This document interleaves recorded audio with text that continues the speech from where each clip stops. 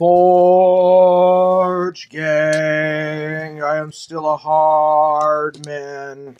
Minds will be shattered, hearts will be broken, feelings will be hurt. And there will be great terror unleashed. Let's go! Forge, hard man. Let's go. All right. So I guess I'll start out with talking about what's going to currently happen with North America after globalism. The globalist system is very gradually stagnating and fading out, or at least the current iteration is starting to end. That is to say, it's starting to fade out.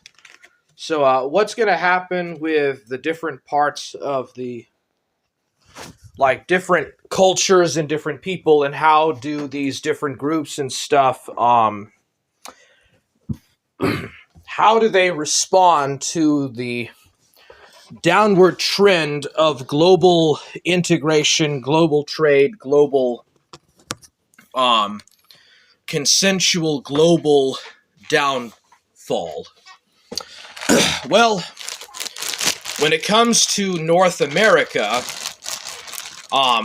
Panama, Ecuador, Nicaragua, El Salvador, Mexico, Canada, United States, and even Greenland, a lot.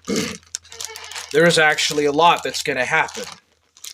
Let's start with Canada. Let's start with the Canadians, with the great white north up there, buddy. What are the Canucks doing, or how will the Canucks respond? The primary thing about Canada is that they have an extremely small and rather outdated kind of military, and their population is going down. Canada's population is actually dying out, sort of. It's not like with Russia or China. It's not like an absolute depopulation. Most of Canada is unpopulated. Like, the only significant populated parts of Canada is around the rim and border with the United States. Like, a lot of Canada's trade, a lot of Canada's networks are really dependent upon the trade and overland trade routes and overland integration with the United States. Canadians don't like this. They don't like to talk about this stuff, but it's still true. It's still a relative truism. Canada's population is falling. Like, they don't have the best future. They're a lot better. I mean, Canada is still a lot better off compared to Britain, compared to the UK. At least they have land and resources, but the Canadians don't have the best leadership. Justin Trudeau resigned recently. Like, Justin Trudeau, the little French-Canadian guy, resigned and gave up power of his government. Like, Justin Trudeau resigned and gave up a lot of power. And the Canadian government is in immediate transition. It's going through a transitional stage. But regardless of whatever kind of political swing that Canada does undergo, it will have to depend on cooperation with the United States, or it's just going to be very isolated and cut off. I've heard rumors that there is an attempt to try to have Canada join the European Union, which I find to be kind of laughable. But you hear those kind of rumors all the time. The truth is that Canada's future highly depends on cooperation with the United States, and it would probably be more feasible for them to actually join the United States, to leave the British Commonwealth, whatever meaning that still holds, and join the US. It's still going to be in the Anglosphere. And it's like Canada is going through a very bad identity crisis. It tried to pin itself as the first post-Western society, in the sense that it's like it's welcoming to all these different cultures and different peoples and stuff, and they have a pretty bad immigration problem. It's not as bad as Europe. It's significantly better compared to what's going on in Europe right now, but they still have problems with trying to deal with a fall of population, a stagnant population, and in some parts of Canada, an outright downward spiral of its birth rates. So Canada is not doing very good. It's still somewhat economically flexible, but it's not in the best of situations, to put it bluntly. So Canada is not going to be joining the European Union, the EU. It might try to seek stronger economic ties with other NATO countries, but its entire economic trade, its entire infrastructure is directly tied to the US. Anything that Canadians do in the future is going to have to depend on some form of integration with the United States. Like, to try to actually have this, like, we're different than the US, we're so different and we're so amazing because we're different and we're unique. When that was going on in the age of globalism, when that was going on with this like post-Western identity nonsense, it made sense, but globalism is ending. The global system is resetting, or it's going through a reset. Like, this world economic trade thing is going through a bit of a reset right now. And for the first time probably since the Cold War, the end of the Cold War, the Canadians once again are finding out that their place in the world is not so special. They're very isolated up there in the North Pole, or up there towards the North Pole. They have a lot of land that people are not using, and they don't have a lot of arable farmland, and Canada heavily depends on agricultural trade and intake from America or from elsewhere in the world, like from China and so forth. And their entire existence really does depend on closer cooperation with the United States. Donald Trump is definitely going to force the Canadians to engage in higher tariffs. They're going to have to trade with the United States on higher tariffs and on better terms for America, and the Canadians will have no choice but to respond. So either Canada is going to go closer to the United States, which is the most likely thing that's going to happen, and they're going to get closer to America, or they're going to be completely cut off and isolated up there where they're at, with as small of a population as what they have. They're not, population-wise, they're just not a very big country. And they're either going to divide. The East is going to get closer to Europe, and the Western part is going to get closer to the Far East or to the Pacific. So the future of Canada is very mixed and dilapidated, and it's not going to be doing very good. It doesn't have a very strong national identity. It's more regional. It's far more confederational than the United States is, for sure. But I think the Canadians are going to give in to the tariffs, and I think they're going to seek closer economic and national ties with the United States. So that's the future of Canada. Greenland is, there's nobody lives in Greenland. Nobody lives there. Greenland has kind of very mixed feelings about, like, apparently this supposed takeover by the United States. There's already several American and NATO bases in Greenland, and it's very unsettled and probably even in some respects unexplored as well. Greenland, I don't think that America is going to annex Greenland, at least not now. And it's going to suffer from the tariff trade wars and stuff like that. But economically, Greenland is much more tied with Europe than it is with North America. But geographically, it's far closer to North America than it is to Europe. And it would make sense for it to be closer to the United States and to have a closer trade orientation to America. But overall, not a lot of people, very underpopulated, possibly rich in some resources, but unexplored potential there. And I kind of have very mixed views with Greenland. After the age of globalism, Greenland probably will become closer to North America, and it's long overdue that Greenland integrates into the North American system, and it probably will loosen ties with Denmark and probably try to sit closer.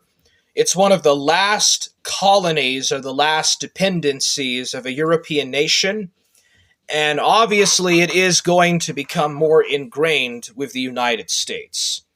So what the future is mixed at best, but Canada, Quebec, and Greenland are going to definitely fling closer to the United States. They're in North America. They're geographically tied and landlocked to the United States, to North America. Their future definitely does depend on where the North American continent is going to go. If the United States does annex Greenland, it will definitely benefit a lot, and it will definitely be the recipient of a lot of good, proper trade aspects and integration with the United States. There's no doubt about it. Now, what happens to the USA? Where does the USA fall into this? Well, the United States of America has done sort of well, and probably of all the Western countries, the Western-oriented nations, the United States has benefited economically the most, but not always the best, and not always to the best benefit of everyone else besides Americans. But the United States has severely contracted. It has abandoned its global leadership to a degree. China is going to step in and take over a lot of that leadership responsibility role in the world, but America is becoming more authoritarian. It's becoming less democratic-oriented, and the federal government is becoming much less efficient, much less democratically orientated, and more authoritarian. The United States system is actually becoming more like China, more like not a totalitarian, but an authoritarian state around the personality of Donald Trump. Trump is putting up tariffs with Canada and Mexico, and it's actually having a detrimental effect. That's something that a lot of people don't talk about, is that the tariffs with China, Canada, and Mexico do have a degree of a detrimental effect on the United States, but it's also helping domestic industries. In very old and very formerly unused domestic industrial trade and agricultural trade is being revitalized. So with the United States, it depends on what region of the U.S. you live in. Depends on from region to region per se. But at least for Texas, it's going to be doing fairly good, so long as population and people keep flowing into Texas, so long as legacy trade brands start moving into Texas, and buffers up the economy. But the United States is at the very head of international intelligence networks. The United States is the epicenter of that. But economically, things look like it's doing fairly good. January saw a bit of a downward spiral in Wall Street and the banks, the Dow Jones and so forth, some of the trading networks. And the response to the tariff embargoes, the tariff stuff being put up has been very negative, especially with other NATO and Western allies. But overall, the United States has a very good population surplus. It has plenty of agricultural arable land to farm and use as farmland to produce food and stuff. And so Americans are not going to starve or have to worry about basic necessities. But there is concerns, or there would be concerns that like imports that Americans depend on, like imports and stuff like video games and some televisions and movies and stuff, that's going to cost higher because of the tariffs, especially with the Far East. And so there's going to be a lot of tariff issues and tariff troubles, but ultimately it benefits the United States. In the long term, America is not going to necessarily decline or stagnate, but it is retreating from the global stage. Americans are coming home to North America, and there's going to be a lot more focus with the United States, with the rest of the continent, and less away from a global mindset.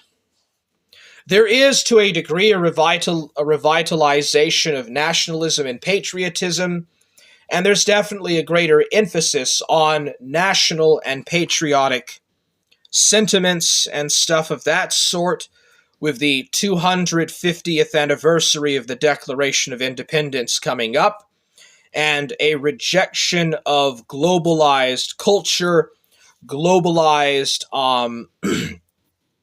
stuff coming into the United States, and more of a revitalization of local businesses and industries that benefit but also are being negligent because of the trade and the tariffs. But at the same time, the economy is doing fairly good. It's not booming. It's not doing that significantly better, but it isn't bad either. It's sort of mid. It's middle of the way. But the primary problem is that the American government is facing a crisis. There is a lack of real efficiency in the government, and there is a lack of cooperation, and there's lots of conflicts and consternation that has not really been seen since the civil rights era, at best.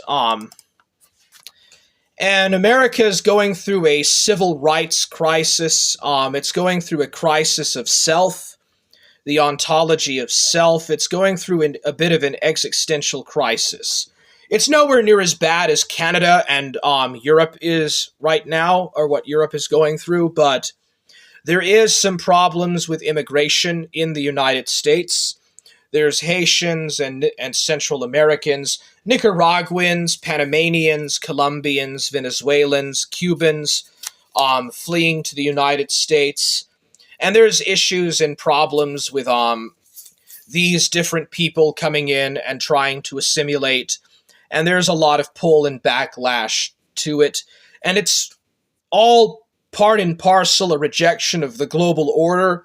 The United States was the trendsetter and the leader of the global international system of the late 20th century. America is pulling away from Europe. It's pulling away from the Far East and from Africa and the Middle East, although it is possible that a small contingent of American soldiers will go to Gaza and will be stationed in Gaza or the Panama Canal. But America is inviting a very strong trade war with the People's Republic of China. And it is very likely that the trade network between the two countries is going to be greatly hampered and greatly perturbed, in the sense that America is going to seek closer cooperation with South Korea, Japan, Taiwan, Vietnam, and India, and Cambodia, and will start turning its back away from Central Asia and from China, the Middle East, and North Korea, etc. And America is abandoning its globalist position. It is abandoning its entire globalist aspects and aspirations. Not entirely, but America has the largest and the best navy in the world. It can very easily defend and protect its own waters in the Gulf of America, in the Atlantic and the Pacific. So America has a lot of potential that it can deal with, and it's not going to be hampered in the same way that other countries are. You have to remember that the United States is a continental power. The United States is a continental system that spans from one ocean to another. It has a tremendous trade advantage overall. It has an advantage in population and arable farming land, and it just needs to revitalize its domestic sectors. But it will not be without its own troubles. It will not be without its own trade deficits and troubles and issues. And ultimately, I see the United States integrating more with the rest of North America instead of with Europe or whatnot, and leaving its place from the global system, and just an increase in local production, homemade production, local wares and local trade, and just really closer ties with the rest of North America. Now, what about Texas? Texas is not going to succeed. I just wanted to bring this up and mention it because not very bright people constantly talk about this stuff. No, Texas is actually integrating in with the rest of the United States, as it has been for 160-something years now. Texas is actually losing its identity with the rest of the South, and is gaining more of an internal identity with the Midwest, and even with the West Coast, actually. Lots of people are coming into Texas.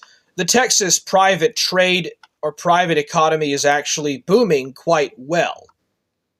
It's actually doing fairly well for what it's worth. But it's still, it has its disadvantages. The trade and tariff issues with Mexico is going to hamper Texas. Texas was really strongly trading with those Mexican states that border it, and there is a lot of cross-trade, and so that's going to be badly affected too. Also, there's going to be wars with the cartels. It is actually very possible that the United States Armed Forces are going to do cross-border raids and fight the drug cartels in Mexico. So the days of the drug cartels are numbered. So with Canada and the United States, there's going to be more privatization, less government interference, a lot less government efficiency, and a much less democratic process, and more conflating and conflict between the states and the federal government, and more conflict and more rivalry between the branches of government, as the executive branch becomes a lot more stronger, a lot more powerful, but a lot less effective and a lot less having an ability to actually run stuff. The future of a lot of these intelligence agencies, a lot of these federal bureaus and stuff, is highly questionable, and they might actually either become completely private organizations or potentially just completely dissolve entirely. So a lot less government, a much more smaller and ineffective government, and a lot less government interference, a lot less global trade and outlook and stuff. And that's what you kind of see. The United States is not going to be the world policeman, like at least how it used to be. There's going to be a lot more trade war with Europe and China, and the United States is going to integrate more and more with the Western Hemisphere, with North America. And so the United States is going to follow a lot of the same stuff that Canada is doing. Now, what about Mexico? What's going to happen to Mexico? Mexico is really getting hit hard by the tariff wars, and it's really not able to deal with the drug cartels, and the Mexican government is going to actually become more democratic. It's really interesting to think that the Mexican government, of all places in the world, is actually going to be more open-minded and more democratically oriented than even the United States. But Mexico has a much younger and more vibrant culture and younger population than the United States and Canada does. Mexico also has a much higher fertility rate, or at least it did until relatively recently. It has a much bigger population boom. The Mexicans are also beginning to industrialize and to build their infrastructure, and they have to depend on trade with the United States. They're going to be forced, basically, to integrate more in with the United States and with Canada in producing more North American cooperation. After globalism, after the age of globalism, Mexico is going to have a bit of national rivalry with the United States. And there's going to be a revival of nationalism and national identity among Mexicans, and they're going to basically have a bit of a rivalry. But overall, Mexico will continue to be a United States ally. Mexico will continue to be a United States ally. That's never going to stop.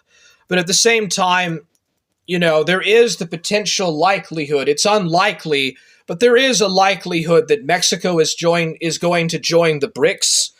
Mexico is going to orientate itself closer to the BRICS, closer to the developing world, and to China, to India, and to South Africa and Brazil. And there might even be closer economic cooperation between Mexico and Brazil. In fact, I think Brazil actually has a larger economy than Mexico does.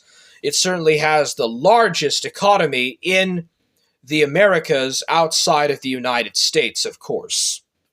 But I think that Mexico is going to get over its growing pains, and its population is going up. It has plenty of arable farmland, although it's not always ideally suited, and it certainly cannot engage in the type of agricultural diversification that the United States can do. But post-globalism, Mexico will get closer to the United States. It's going to get closer to the Americas. There's going to be closer cooperation, closer trade integration, and it looks like the drug cartels might be seeing their last days. If America and Mexico cooperate more closely, or more closer, they probably might deal with the human trafficking crisis and the drug cartel issue, because that and the refugee crisis that's going through Mexico, the refugee caravans, the drug cartels, a lot of corruption and fraudulence in Mexico, and the hyperinflation of the peso, which is a really bad currency. If Mexico can overcome that, it could go through a tremendous economic boom. There is a lot of potential when it comes to Mexico. It could actually become a very rich nation if it was to deal with those issues. There's also some environmental issues, too, concerning Mexico, but the population is going up. The birth rate is relatively stable. Mexico could very easily rebundle itself, and if it seeks closer ties with the United States, it could just go through a massive economic boom. It's actually amazing to think that Mexico could actually have a more efficient and democratically oriented government and fairer government than the United States does. But it's a younger culture, it's a more vibrant culture, it's a warmer climate, higher birth rates, not the best arable land or the best ideal land for farming, but it's still relatively good. Mexico has a positive future to it. Mexico, if it can deal with those issues with the environment, with the border crisis, the refugee crisis, fraud and bribery in the Mexican government, if it could curb the lack of inefficiency and deal with the drug cartels and the crime rates, Mexico has a fairly high crime rate. It's much better compared to Africa, much better compared to South America, but it's still pretty high crime rate. And if they could just deal with the crime and corruption, they could easily have a very good prospect. So probably of all the countries in North America, and probably even in the world, Mexico has a pretty bright future to it. In fact, it has a pretty outstanding, bright future if it is able to deal with those problems and errors that deal with it. So I don't see Mexico having a future other than closer ties and cooperation with the United States, just as the same with Canada. Now, what about Central America? Central America is a very mixed baggage. It has relatively stable and relatively good, there's relatively good and stable countries like El Salvador and Costa Rica. They have bright futures. They have a good, stable population. They have perfect arable farming land, though not always the best. They have a warm climate, but they're pretty isolated. They're kind of uphill and they're kind of isolated. But if they could just deal with very bad regional problems and extreme problems with poverty and extremely bad poverty and stuff, if they could just do that, they will do well. They will do okay, but not the best, but they'll do okay. El Salvador and Costa Rica and maybe Panama will be doing okay. Guatemala and Nicaragua and Honduras, not so much. They have very high crime rates. They have a stagnant population, and they got corruption, and they're basically still in the grip of having gone through these civil wars and demographic problems and issues, and there's a lot of internal regional issues and stuff as well in those countries. They don't have a very good future. They have problems with drugs, problems with gang members and drug wars, and their economies are not the best. And they have a lot of poverty problems that's comparable with African countries. They don't have exactly the brightest future. But if they were able to cooperate and kind of join with the rest of North America and try to economically integrate and cooperate, they might have a pretty better future. But for right now, Guatemala is very impoverished and has a high crime rate. Honduras is a bit better. Not exactly the best. Now, what about the Caribbean countries? What about the Caribbean? The Caribbean probably has the best potential of all the areas of North America. North America, it is the Caribbean that has the best future potential for change. Jamaica is doing fairly good for what it's worth. Jamaica, if Jamaica were to join in closer ties and cooperation with North America, if Tobago and Trinidad and all these other countries, if they were to just join in with more closer North American cooperation, then they have a bright future. Cuba is the polar opposite. Cuba is failing. Cuba is an example of a failed state. The Cubans, their infrastructure is collapsing. Their government is completely corrupt. Completely corrupt. Their economy is in the tatters. They are every bit as poor and impoverished as a real African country would be. And by the way, not every African country is bad. Okay, there's a lot of African countries that have very good economies and have very bright potential.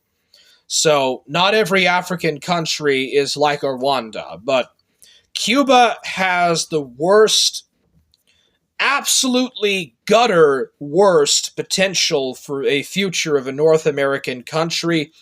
The Cuban industrial infrastructure is gone. It is decades in the tatters. Cuba is completely isolated from the rest of the world. It is one of the most isolated places on the face of the earth. It will probably seek closer ties with the BRICS and closer economic trade with Iran and China and with other BRICS countries. And I don't really see Cuba ever changing its orientation to the West. That's definitely out the door. But if in the unlikelihood that Cuba has a democratically elected government, if it were to have a reform in its government that would make it more efficient, and if it were to seek closer cooperation with the United States and with the rest of the Americas, then its economy would start to recover and boom. But right now, Cuba is not, there's no future for Cuba. Cubans are going to flee Cuba. The infrastructure is complete garbage. The government is completely ineffective, inefficient, and basically Cuba is an abortion. It really is kind of an abortion, but nevertheless, that being said, Cuba's only real bright future is closer cooperation with the rest of North America. Its future is to be geographically tied in to Latin America and to the Caribbean. But so long as it has its current socialist-orientated government, and so long as it remains closed to market reform, it's just going to be a Caribbean Somalia, or Moldova. It's just Cuba's going to remain the Moldova of North America. Now, what about the rest of the Caribbean? Generally, it's pretty good. The Caribbean, aside from Haiti, has the best potential of the entire North American continent. And it has a lot of good economic potential. The weather in the Caribbean is kind of bad. There's a lot of hurricanes and storms and tropical storms and issues that happen there. And obviously, the Caribbean islands are never going to have the kind of infrastructure that you see on the mainland or the mainland. But still, there is a lot of good potential with the Caribbean islands. They have the most stable governments in Latin America, except Brazil and Mexico aside. They have certainly brighter futures than Venezuela. Venezuela is the Somalia of South America, without a doubt. But it's not quite as bad as some people say it is. It's just an ineffective, insufficient government. Regardless, the Caribbean islands have some good potential. Now, what about the Panama Canal? What is the future of the Panama Canal? What is the issue with that? Basically, I think the United States wants to tighten down the Panama Canal zone. It wants to basically make it more to serve America's interest instead of serving that of the Chinese or the Iranians or the Russians or any of those. and basically tie the Panama Canal down. I do not think that Greenland and the Panama Canal or even Canada are going to be annexed into the United States. That's just saber rattling. Basically, it's war hawk stuff that they do. Presidents do that stuff all the fucking time. But you might see a greater intake in American shipping and American boats and stuff going through Panama at the expense of any other country.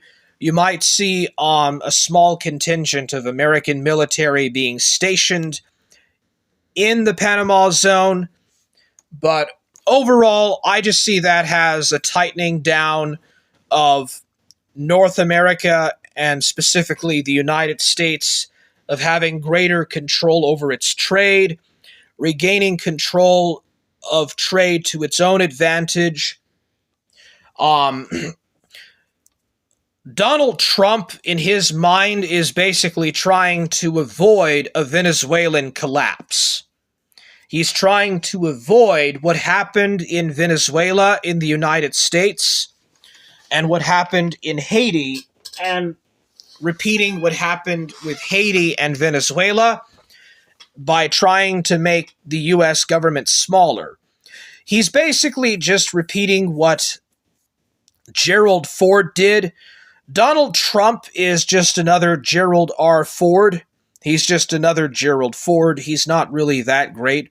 All he's doing is he wants to reset things to the 1970s.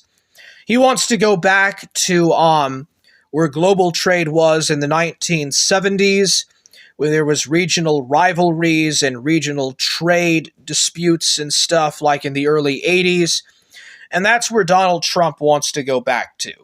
He wants to fall back on the late 1970s, early 1980s, and try to avoid the United States going through the same type of crisis as Venezuela. Now, what about Haiti and San Domingo, or the Dominican Republic? They're not going to ever really benefit whatsoever from anything. There is just a complete humanitarian crisis in Haiti. It has no infrastructure. It has no prospect for a future. Simple as. The Dominican Republic has some better potential. It doesn't really have much in the way of infrastructure, and it does not have an effective government, and it is going through a bit of a drug problem, a drug crisis, or a drug war, so no potential future there. I don't really know that much about Puerto Rico and Guam, but probably of all of the, at least the northern tinge of the Caribbean islands, they have the brightest future. They're already directly benefited by being directly under United States territorial overwatch, so they have probably the best potential or best outlook. So anyways, yeah, that's pretty much it. That is Canada, Greenland, USA, Texas, Mexico, Honduras, Haiti, the Caribbean, Panama, Venezuela, El Salvador, Central America. That is the future state of those countries after globalism. The age of globalism is over. Globalism is ending. And there's going to be a lot more stronger ties and a lot more crossovers with North America. So overall, North America has a pretty bright future ahead. Probably the best advantage anywhere in the world. The center of global trade and global economy will continue to be in North America. It will continue to be in the United States, and the Far East will continue to rival, if not outright try to proceed to outrival North America. The Pacific Rim, the Pacific Ocean, is going to be the major future of trade integration and also trade and tariff wars. Canada and Mexico will continue to reel in the tariff competition and tariff embargoes, and the United States will continue to somewhat cash in, though not totally benefit from the tariff wars. And the United States will also likewise be affected by the drug cartels, the increasing crime rates and drug problems in the U.S., particularly in the Southwest and California. California is falling apart. It is having a major meltdown, and it is basically collapsing. California does not have a bright future for it. As for the rest of the United States, it doesn't have the best of futures. I would say that Mexico, at least northern Mexico, has a better potential future outreach than some parts of the United States. Certainly California and New York, for sure. For the rest of the United States, it's still too ambiguous to know for sure. The government is completely lost its efficiency, completely lost any competence or former competence that it still had.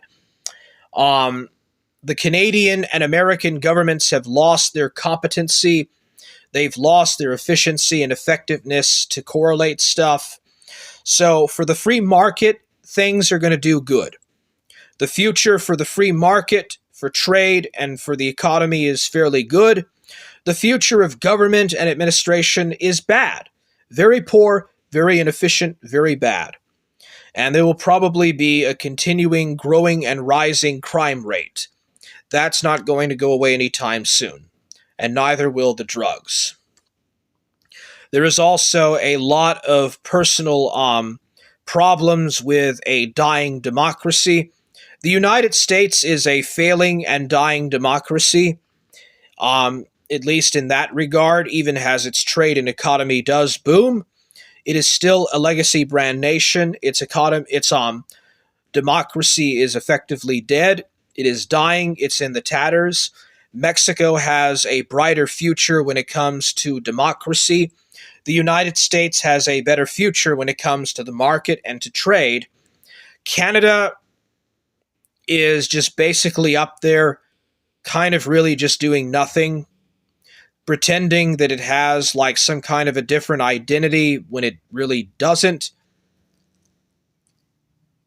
And it's probably in an even worser situation. But whether or not Canada does join the European Union, I don't know, but maybe that is what will happen.